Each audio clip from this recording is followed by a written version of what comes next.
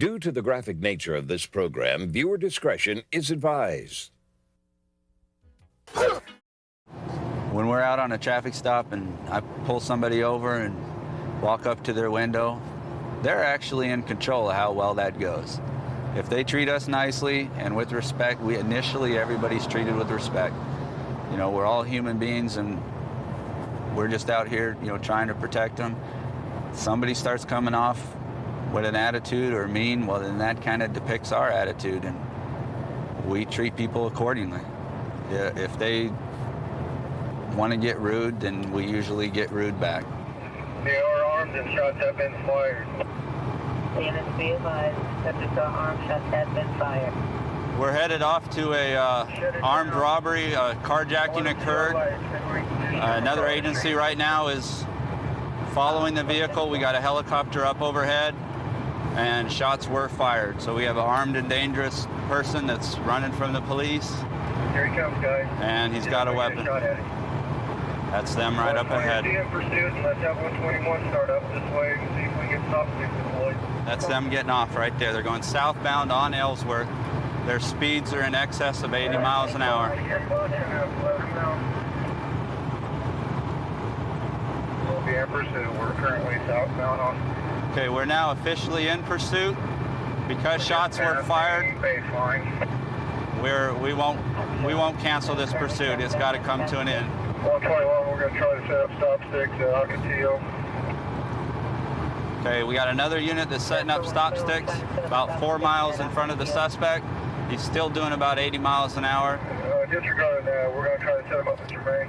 If he continues southbound, we should be able to get a successful stop stick and end this safely. Vehicle just blew the stop sign, 95 miles an hour. Okay, right up ahead, the cars that we see should be our cars in pursuit. Suspect vehicle's got 2 tires out from our stop sticking them. We're down to 60 miles an hour. No more shots have been fired, so we'll be looking for an opportunity to end this as soon as we can. That's them right up ahead. Oh, we're in it real quick here. 10-4.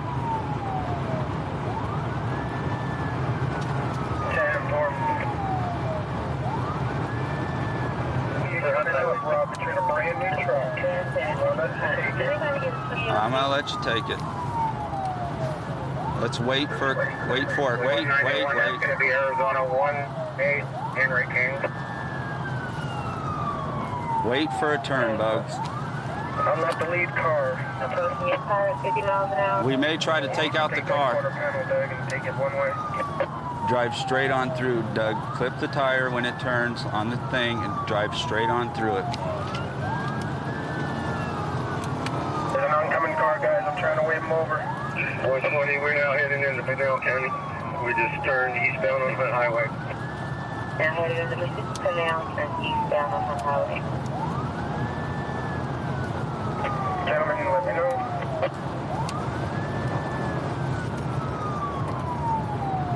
You want me to take him on the side right now? I can do it.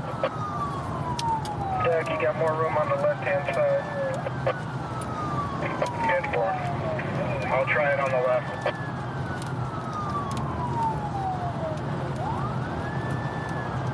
If he does, he'll lose it.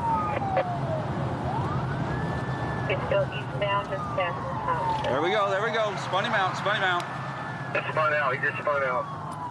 People just spun out.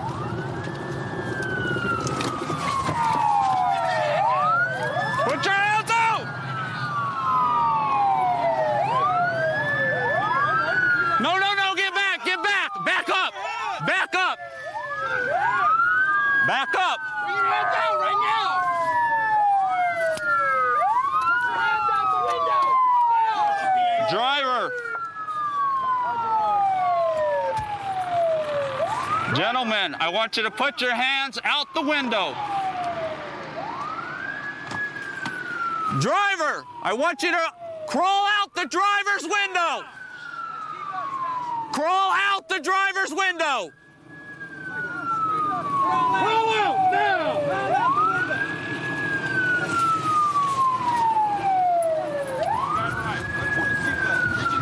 Put your hands out that window! Hold it, I gotta cut it. I'll cut it. Stand by.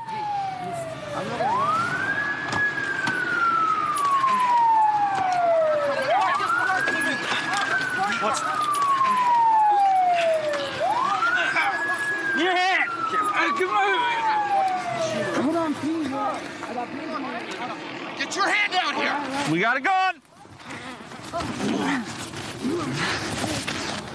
Cuff! Cuff! You did it, stupid!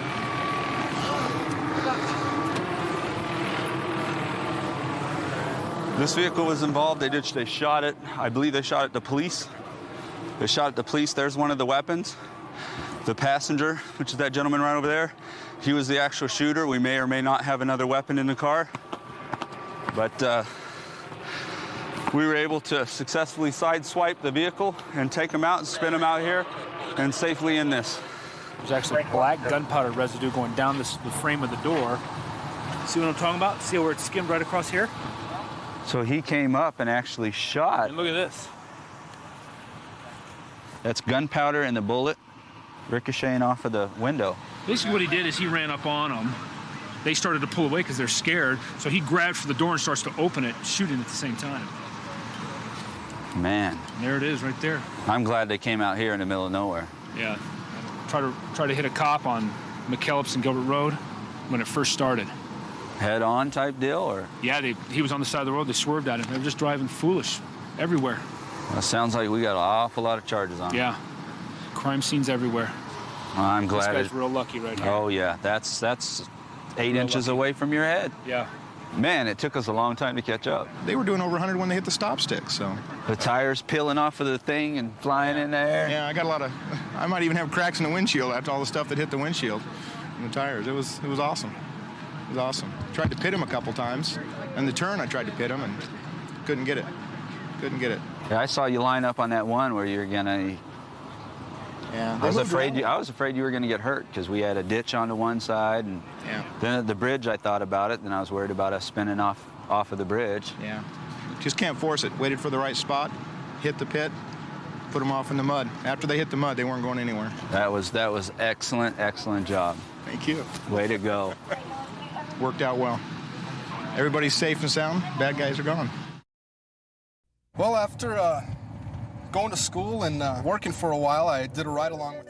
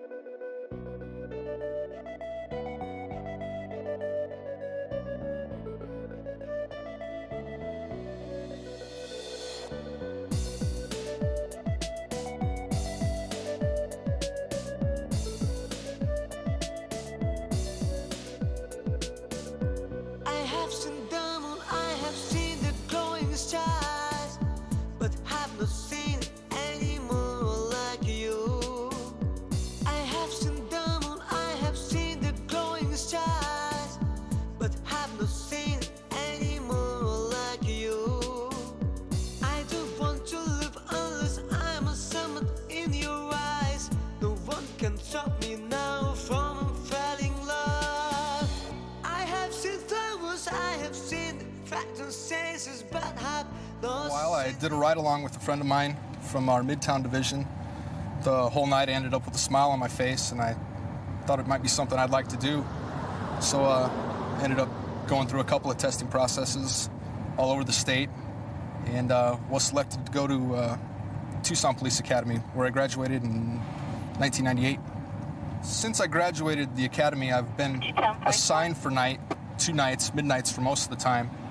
I did some training during the daytime, but nights is the place to be, and it seems like where everything happens. And there was someone at the house, and a struggle was heard, and then we heard a contact information only.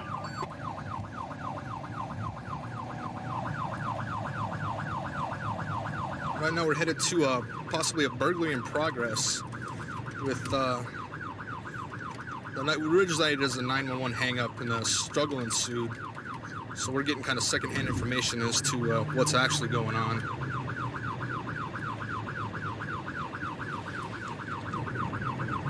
Iroquois, 4,000 north, 1,500 west. Street. That doesn't go anywhere, does it?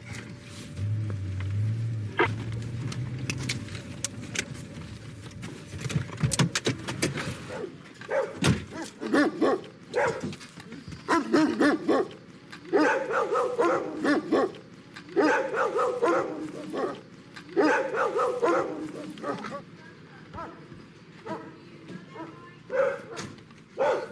just go ahead and come out here for me. This is my parents' house. Oh, okay. And I happen to live across the street. So what happened is my brother was screaming, and I kept hearing, get down, get down, get down, or something. And I kind of woke up, and then I looked out the window, and I saw two guys, I'm coming out of sleep, and I see two guys, and they're a pretty good distance from each other.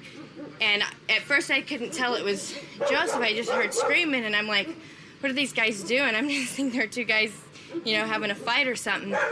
And then I realized he starts saying, Bob, wake up! Somebody wake up, help! And then that's when I realized, oh my gosh, that's Joseph, what's going on? And they're just fighting, and that's finally when I got up and I told him to get to the door to see what was going on. And he walked outside and said that that guy had broke into the house, and so then I called the police. Okay. Your name? Kimberly. He's about as comfortable as he's going to be. Yeah, it looks he's like. Not So be very much more comfortable than me. Let the paramedics.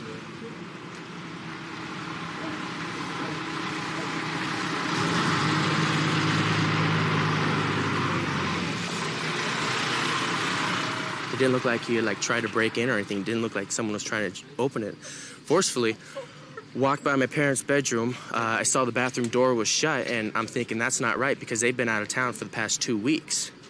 So I opened the bathroom door, and he's right there. I step back. Then he comes at me, so I start fighting with him. I take him to the ground. I'm on top of him, hitting him, just like, stay here, stay down, I'm gonna hurt you. I mean, I didn't want him to get up because, I hit him with all I had. And I don't know if he's on drugs or what, but most people would have, So my brother-in-law comes out. He says, you need any help? And by that time, I had both his arms pinned down, and he was pretty much not there. So, good job. And then, 2 minutes later, he comes up, and puts his handcuffs on him. When he opened up the bathroom door, he found the suspect. He was sitting there with a box of jewelry, and then the fight was on. I don't know. This was found in his pockets. Not exactly sure where it came from, but see if somebody recognizes it.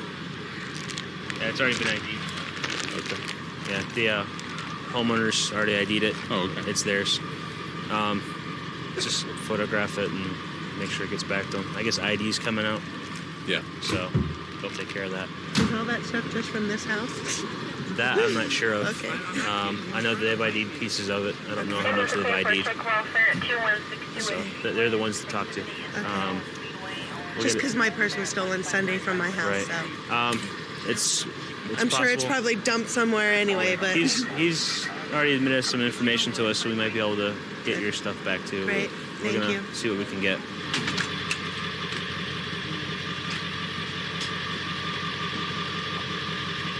I plan eventually to get into the force, and so I kind of felt big and bad when I was doing it. So, yeah. Good deal. Good job. Jumped in the wrong house. Huh? Really, I was talking smack to him. I said, "You got the wrong house, buddy. You should not have done this." And, real honestly, my dad normally works the bar late at night, and he doesn't get home till 2:30, 3 o'clock in the morning, and my stepmom waits up for him. If he had come in while she was there, she would have been in a world of hurt, and I'm glad it was me and not her. Yeah. Or my dad. Because... For sure. The victim putting the guy's head through the wall. The guy, I guess the suspect tried to bite him in the chest. Well, that suspect's no small person either. No, that suspect's, probably running 250 anyway. Now, he was a big guy, because that's what he said. He's a big guy. He goes, yeah. He was just trying to, he let him up a few times. That's why there's that big mess throughout the whole house, because he'd get done with him and say, just stay there. And then he tried to go make that 911 phone call, and then the guy would get up, so he'd have to wrestle him again or kick him or whatever he had to do to get him. I think this victim did a very good job, and the victim was thinking about applying for our Explorer program. And the Explorer program's for, if you're interested in law and you're not of age to apply to be a law officer, you can do that. That gets you an idea of what law enforcement's all about. So I go for it. You got my vote, so. The victim definitely put a hurting on that suspect. It's good that we got here in time, and nobody was really injured that bad. My dad worked for the sheriff's office, and I got to ride with him quite often. And unfortunately, he passed away 4 years ago, so he never got the chance to see me reach my goal. But I know that if he could see what I'm doing, he'd be proud. Mesa PD's got a possible stolen vehicle that's failing to stop. We're about 3 blocks away. I'm going to try to catch up to it and set up the stop sticks. Right now we're about 2 blocks away. Street and University, there's some stop sticks would be appreciated there now. That's us right here. 123, I'm out at University and 64th Street. 10-4, thank you, sir.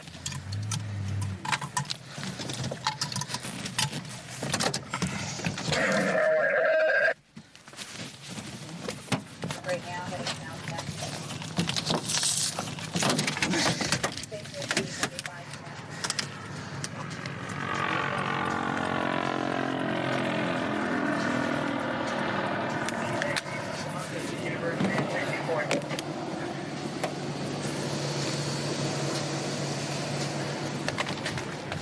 Got a couple more seconds.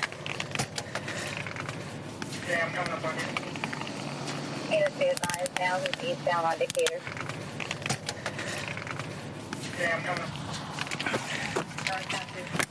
Alright, which way does he have to come out? I don't think he can come out south anymore. Advise no southbound power indicator. Can you tell him you're in pursuit? Yes, man. I'm in pursuit. He's southbound red light on Southern. He's still southbound on Power. 10-4, copy, ran the red light at Southern, still on Power. This guy's going over 100 miles an hour and he's blacked out, blowing red lights. He's going to hurt somebody. He's flipped over at this point. We're south of the 60. We're at 23. Apparently the vehicle's rolled south of the University, south of the freeway on Power here. We should be there in a few seconds. Lincoln 126, you roll 5 my location. That's 10-4, Mace already has been rolled. Are you code 4? He probably rolled on the curves up here.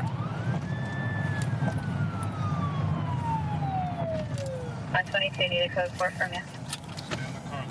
123, I'm 23. 10-4.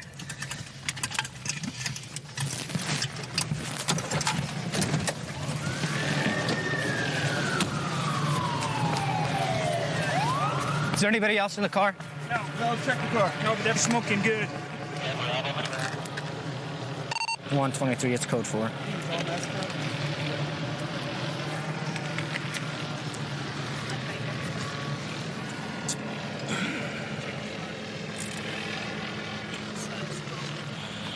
I didn't do nothing. You ran from the police is what you did, bro. Nothing.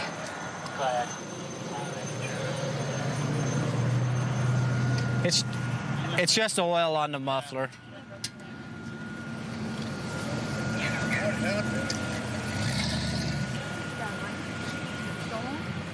The column's punched. Oh. Imagine that. I saw it was on at least 80.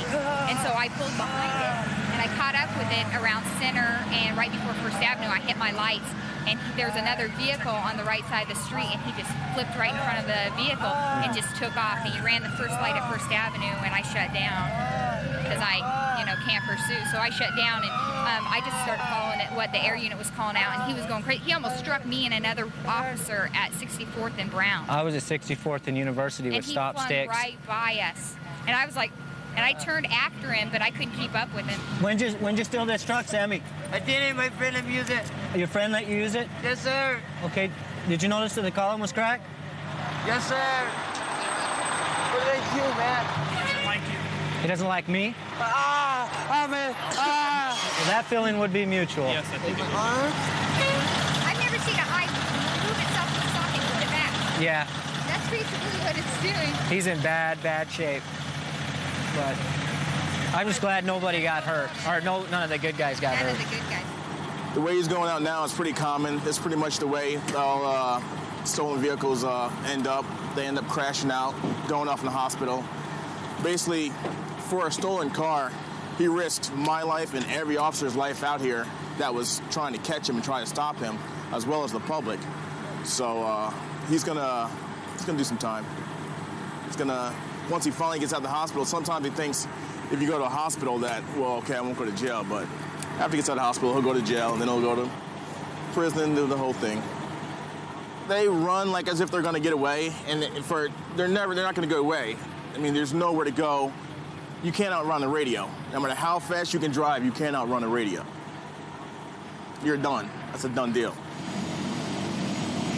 The driver of the vehicle is going to be transported to probably Scottsdale Osborne for internal injuries, unknown. He stated to one of the firefighters that he had been taking ecstasy, heroin, and drinking all day. His eyes were bugging out. His pupils were real constricted.